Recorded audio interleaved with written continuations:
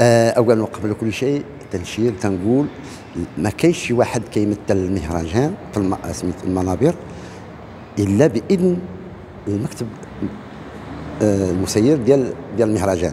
لا يمثلنا اي احد، يا اي واحد ديكلارا بشي حاجه فهو شخصي ديالو، احنا تحمل المسؤوليه ديالو. احنا المهرجان احنا دايرينو لمدينه خريبكا، احنا قاومنا عليه باش يبقى في خريبكا. كان مجموعه من الاخوان اللي دازوا من هنايا كانوا غيحولوه لمدن اخرى، وكانت مقاومه شرسه واتحمل مسؤوليتي فيها.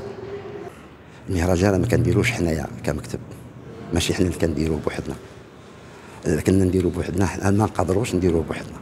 المهرجان كديروا المدينه، كديروا المجمع الشاري الفوسفات، كيديروا المركز السينمائي، كيديروا السلطات المحليه، كيديروا الامن، كيديروا الدرك، الوقايه المدنيه، المكتب الوطني للكهرباء، المكتب الوطني للماء. هاد الشركاء راه ما يمكنش الا ما رضاوش عليك هادو والله لا درتي حاجه.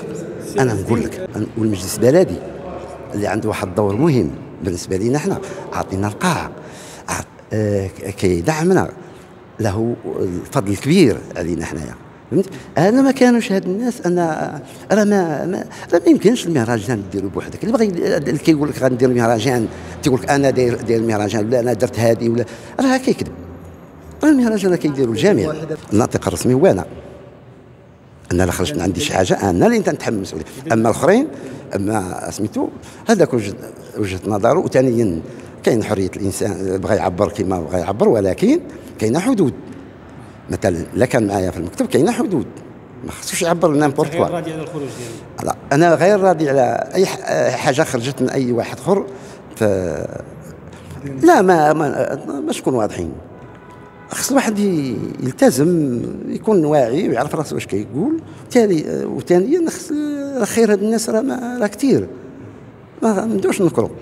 فهمت؟ اما السيد اللي قال شي حاجه راه تيتحمل مسؤول، داك الشيء شغله راسو. اعلام واحد محلي انا ما كنافقش، هو واحد قطب من الاقطاب ديال المدينه، نكونوا واضحين. اعلام محلي عنده تا هو ما نساوش، راه حتى الاعلام المحلي راه هو اللي بنى معنا المهرجان. المهم كاينين الناس اللي بناو معنا، والدليل على ذلك انا دائما في اي مهرجان في اي دوره كنتفكرهم